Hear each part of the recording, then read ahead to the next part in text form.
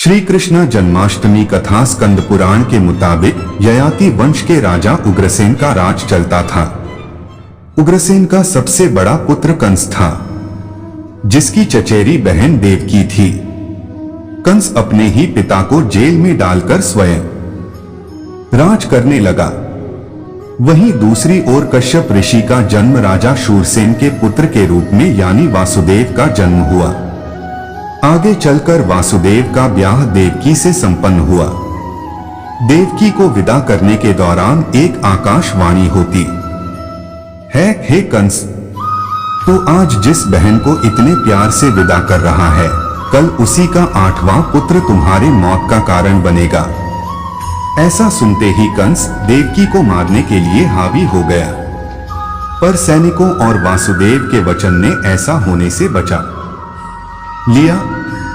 वासुदेव सत्यवादी थे। इन्होंने कंस को वचन दिया कि वो अपना 8वां पुत्र सौंप देंगे। वासुदेव जी की बात मानते हुए कंस ने उन दोनों को बंदी बनाने का निर्णय लिया और उनके पास पहरेदार लगा दिए।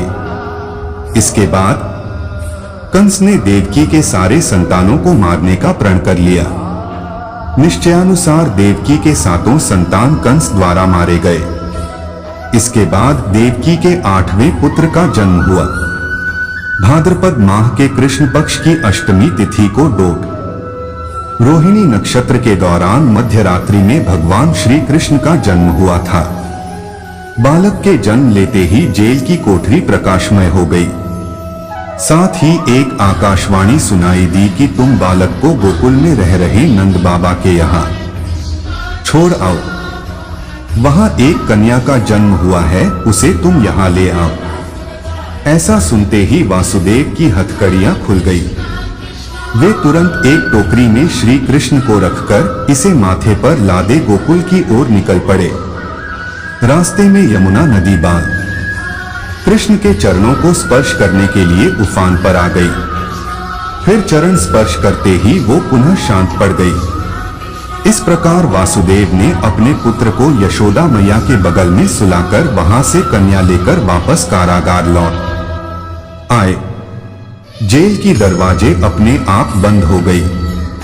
उनके हाथों में फिर से हथकड़ी लग गई। सारे पहरेदार भी उठ गए और कन्या के रोने की आवाजें आने लगी। सूचना मिलते ही कंस ने कारागार से कन्या को लाया और उसे मारने की कोशिश की, लेकिन वह आकाश में उड़ गई और बोली, अरे मूर्ख, मुझे मारने से क्या होगा? तुझे मारने वाला अब पैदा हो चुका है। इसके बाद कंस ने कृष्ण का पता लगाकर उसे मारने का खूब प्रयास किया। कई दैत्य राक्षस भेजे, लेकिन कृष्ण को कोई मार ना सका। अंततः श्री कृष्ण ने कंस का वध किया और उग्रसेन को पुनः राजा बना दिया। इस प्रकार कृष्ण जन्माष्टमी की व्रत कथा पूरी हुई। ऐसी मान्यता है कि जन्माष्टमी के दिन कहानी को पढ़ने या सुनने से व्रती के सारे पाप धुल जाते हैं। जीवन के हर समस्याओं का समाधान मिलता है। साथ ही भगवान का आशीर्वाद सदैव बना रहता है।